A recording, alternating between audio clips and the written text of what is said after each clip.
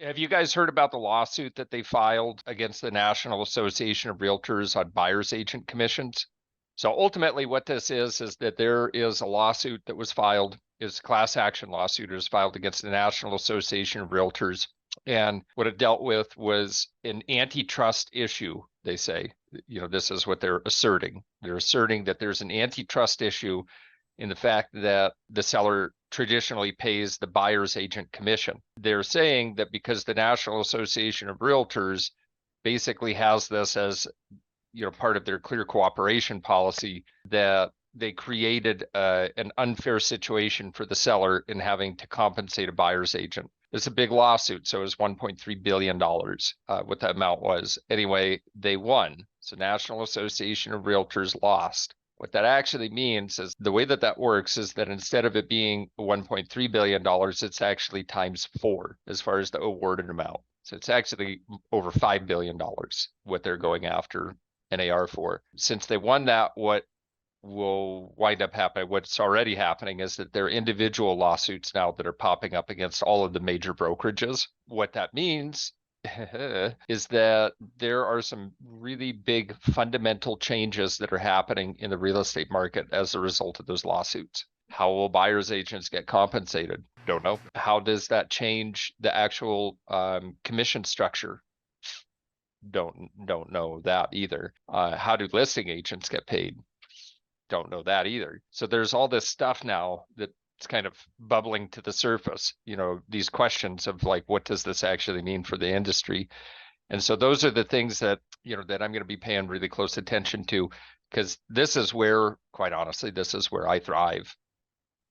In uncertain times, I guess you could say I like chaos. I don't really like it actually, but I do well in it.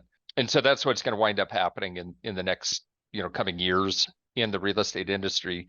And ultimately, this is what I see that's going to happen, is that because the National Association of Realtors is now going to be barred from doing certain things, such as overseeing how cooperating agency is taken care of, how compensation is taken care of, they're going to be unable to actually have a part to play in any of that. I guarantee that that's part of this lawsuit. All of the things that they've recently done that has said, like Rule 8 in the National Association of Realtors states that if you take a listing, you have to have it on the market and publicly advertised within 24 hours. So they did that so that the coming soons are not a factor. And the reason that they did that is that they want all of the people that are within their membership and the association to have a fair shake at, at selling a listing. To speak frankly, even agents that are not very good at their job. So that's what the National Association of Realtors has been doing for probably the last 30 years, even before I was a real estate agent, is that they're just making it possible for other real estate agents, no matter what their qualifications or skill level, but making it so that they can take part in the actual marketplace, even though they might be doing damage because they are so unskilled. So the rules that they most recently put forth are really blatantly shifted towards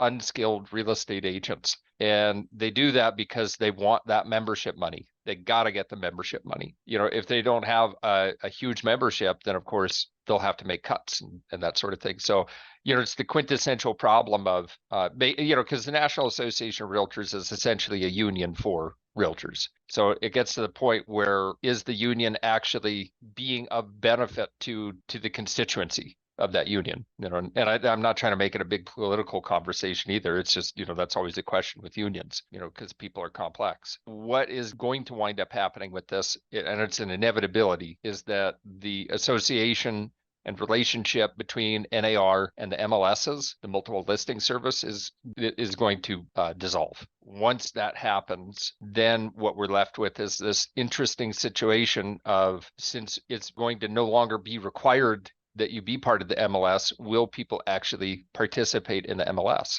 It's a big question. That's what's really exciting about this, is that ultimately what will happen is that each individual brokerage, so especially the larger brokerages, will have their own platforms that will just start popping up all over the place, right? So if you want to actually find a property, you're going to have to go to each of those individual websites, because the MLS will fall apart.